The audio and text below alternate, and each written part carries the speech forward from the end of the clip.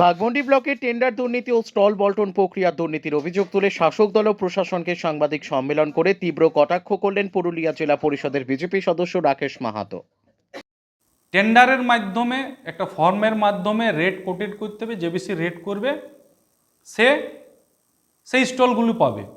কিন্তু কালীমাটি, সুইসা এবং বাঘমুন্ডির কিষাণ মান্ডির বিভিন্ন স্টলের ক্ষেত্রে দেখা যাচ্ছে যে মানুষ বেশি রেট কোটেড করার পরেও সেই মানুষটি স্টল পায়নি। যারা কম রেট কোটেড করেছে তাদেরকে স্টল দেওয়া হয়েছে। দেখা যাচ্ছে সেই মানুষটি কোনো প্রমোটার, দেখা যাচ্ছে সেই মানুষটি তৃণমূলের কোনো নেতা, দেখা যাচ্ছে সে তৃণমূলের কোনো ঘনিষ্ঠ। এবং এই স্টল বিতরণের ক্ষেত্রে বিভিন্ন ফর্মকে যে বন্ধ ইনভেলপ ছিল, ইনভেলপ থেকে বার করে নিয়ে ব্যক্তির যে রেট কোটেড ছিল সেই রোটেড তাকে ওভাররাইটিং করা হয়েছে, তার রেটকে কাটা হয়েছে। অর্থাৎ বিভিন্ন রকম জালসাজি করে অনিয়ম মেনে এবং দুর্নীতির সাথে, আমি বলবো এটা দুর্নীতি করা হয়েছে, যে যেখানে সাধারণ মানুষের স্টল পাওয়ার কথা সেখানে সাধারণ মানুষের স্টলটা কাটা হয়েছে।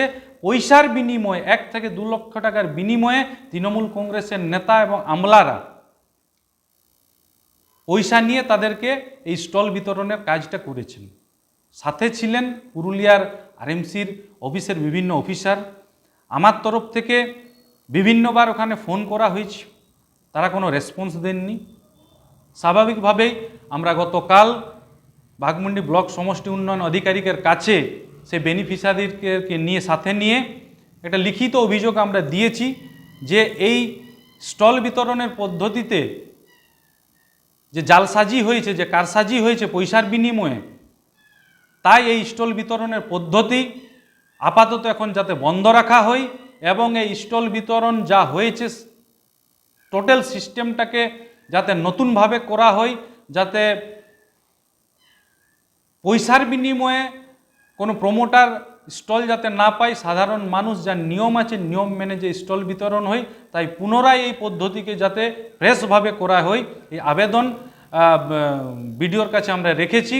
যদি এই নিয়ম না মানা হয়, যদি স্টল বিতরণের প্রক্রিয়াকে শুদ্ধভাবে এবং আবার ফ্রেশভাবে না করা হয়, তাহলে কিন্তু আমরা ভারতীয় জনতা পার্টি আগামী দিনে যেসব স্টলগুলো পয়সার বিনিময়ে বিলি বন্টন করা হয়েছে আমরা কিন্তু তালা লাগাবার ব্যবস্থা আমরা কিন্তু দলের তরফ থেকে করব। এই দুটি বিষয় ছিল। আচ্ছা দাদা, সুইসার যে কৃষক বাজার আছে সেখানে নেপাল মাহাতো কংগ্রেসের জেলা সভাপতি তিনি কিন্তু পরিদর্শনে গিয়ে তিনি কৃষকদের সাথে কথা বলেছেন এবং তিনি বলেছিলেন যে হাইকোর্ট যাওয়ার প্রক্রিয়া চলছে সেই স্টলগুলির বিতরণকে কেন্দ্র করে। সেই বিষয়টা কি বলবেন সেই নিয়ে? দেখুন, নির্বাচন আসছে, গত 5 বছর কংগ্রেস দলের কোনো প্রতিনিধিকে আমরা কোথাও দেখতে পারিনি। প্রাক্তন বিধায়ক ছিলেন, এলাকায় এসেছেন, ভালো কথা পরিদর্শন করেছেন। উনি উনার দলের তরফ থেকে উনার বিষয়টি রেখেছেন, পরিদর্শন করে উনি চলেও গেছেন। উনার পরিদর্শনের আগেই আমরা বেনিফিশিয়ারিকে যারা বঞ্চিত হয়েছে তাদেরকে নিয়ে আমরা বিডিওর দ্বারস্থ আমি নিজে অনেক আগেই হয়েছি। এই বিষয় নিয়ে এলাকার মানুষের সাথে কথাও বলেছি, আরএমসি অফিসে কথা বলেছি, বাঘমুন্ডি লোকাল, বলরামপুর লোকালে কথাও বলেছি। যখন কোনো সুরাহা হয়নি, সাধারণ মানুষকে আবেদনের ভিত্তিতে, অভিযোগের ভিত্তিতে আমরা বাঘমুন্ডি বিডিওকে সে বিষয়টা জানিয়েছি, জেলায় জানিয়েছি এবং আমরা দলে চিন্তা ভাবনা করেছি যে এই বিষয়টা যদি ওনারা না কর্ণপাত করেন তাহলে কিন্তু আমরাও আইনগতভাবে হাইকোর্টের মাধ্যমে হাইকোর্টের দ্বারস্থ হব এবং দলগতভাবে পার্টির তরফ থেকে লোকালে আন্দোলন জারি থাকবে। যদি প্রশাসন বা আমলারা বা তলামূলের নেতারা যদি চেষ্টা করেন সেই সব স্টলকে অবৈধভাবে বিতরণ করার, তাহলে আমরা তালাবন্ধ করার কাজ করব। সর্বশেষে এইটুকু বলে আজকের সাংবাদিক সম্মেলন শেষ করব। যে দুটি বিষয় রাখলাম, বিশেষ করে বাঘমুন্ডি পঞ্চায়েত সমিতির যারা যে টেন্ডার এর পেপার দিয়ে, টেন্ডারের পেপারের নামে টাকা তোলাবাজি করার যে খেলে পঞ্চায়েত সমিতি বা তৃণমূল কংগ্রেস, ব্লক তৃণমূল কংগ্রেস মেতেছে, এই খেলা যদি বন্ধ না হয় আগামী দিনে ভারতীয় জনতা পার্টি বৃহৎ আন্দোলন করবে।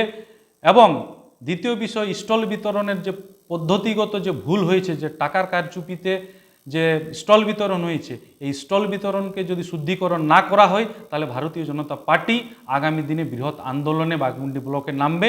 এইটুকু বলেই সকলকে ধন্যবাদ এবং শুভরাত্রি জানিয়ে আমি এই সাংবাদিক সম্মেলন আমি সেখানেই শেষ করছি। সকলকেই নমস্কার, জোহার।